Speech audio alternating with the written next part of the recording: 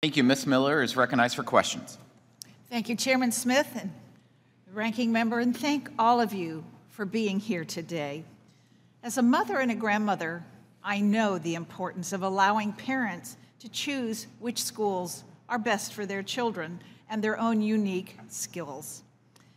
When I was in college, I made the choice to certified to teach on a secondary level, which means middle school and high school. I learned how to teach English and history and math and all of those things that we really thought was so important. And those have evolved to STEM and STEAM and other curriculums as we move forward.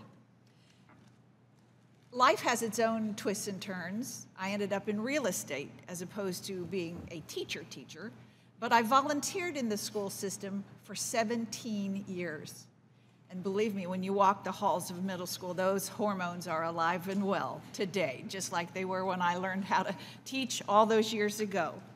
Dr. DeAngelis, thank you for highlighting my state in your testimony and how we provide parents with one of the most expansive education savings account program in the country.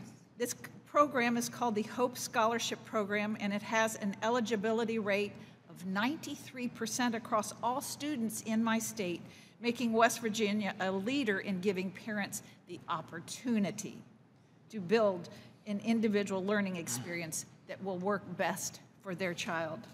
I already think of you as Dr. D. I don't know if that's happened to you before or not.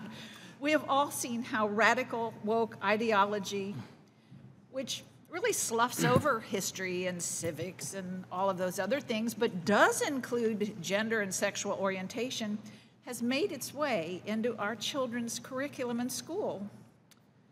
You know, it's a good thing that parents at least can contain their children exposure at school.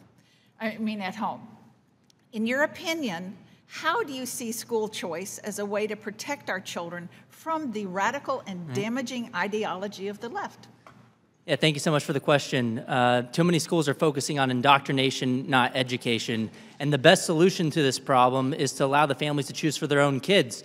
Every other so-called solution from the top down is within the one-size-fits-all system that by definition is never going to meet the needs of individual families. Schooling is a way to outsource partially the raising of your children, and in the current system that we force families based on their zip code into, you have one group of parents, or even a special interest more likely, controlling the minds of other people's children with that in that system. The only way forward through freedom as opposed to force is from the bottom up, allowing families to choose schools that align with their own values. That's the only way out of this mess where you're not having some parents control how to raise other people's children. So I think we should all be able to agree, left and right. If you want to go to a school that aligns with your values, with this curriculum or that curriculum, it shouldn't matter what that is. But parents should be able to choose for their own children. So I think this is the best solution. There are other pieces of legislation that could be banning certain concepts or promoting other concepts, and that could be moving the ball in the right direction. But we've seen in so many states, at the state level at least, that this is a unenforceable policy in some cases. We have videos coming out from Accuracy in Media in red states that have banned CRT, for example, where the public school officials are admitting on camera in undercover video that they're going to do it anyway. They're not going to call it CRT. They'll call it social emotional learning, or they'll call it student mental health services. And at the end of the day, this should be up to the parents for their own kids anyway. You are so right. Mr. Redmond, I'd really like to meet Pops and Hattie. I know I'd want to give them a big hug because didn't they do a good job? And thank you for being here. You know, in my home state of West Virginia, as well as across the country, businesses are facing crippling shortages of not having enough people in the workforce and across all of the major industries. And for too long, we have been enabling people to stay at home instead of go back to work. The Biden administration's failure to address inflation and the rising cost of obtaining education have made vocational and technical colleges increasingly out of reach for my West Virginians who might want to learn high-demand skills in order to enter the workforce. School systems have changed now. I think that they should have allowed to continue teaching life skills, middle school, home ec, shop. Wouldn't it be nice if somebody, when they came there, they knew what a Phillips screwdriver was or why there were 3 wires in a box, before they move on in their life? And I think that should happen in middle school. In your opinion, how would expanding 529 accounts to include workforce training programs like your American truck training help our labor force get back to the pre-pandemic employment levels? Well, thank you, Congresswoman. It's basically what we've been talking about all this time.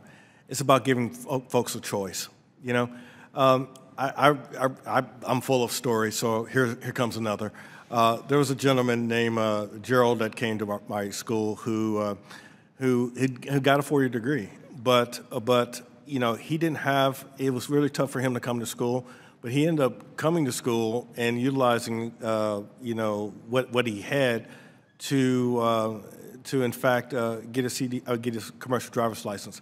And had he had something like 529, it would have been not such torture for him to come to school. If he had that extra something, even if it was half his tuition, it would have been not such a struggle for him. And I see that all the time, where folks are struggling, trying to make ends meet, and also trying to pay for vocational training, because let's face it, like we've all discussed, that, you know, college is just, let's be honest, it's just not for everyone, you know, and we got to give folks more opportunities.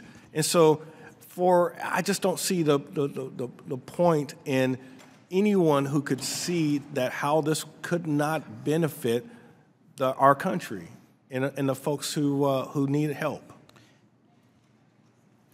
Thank you.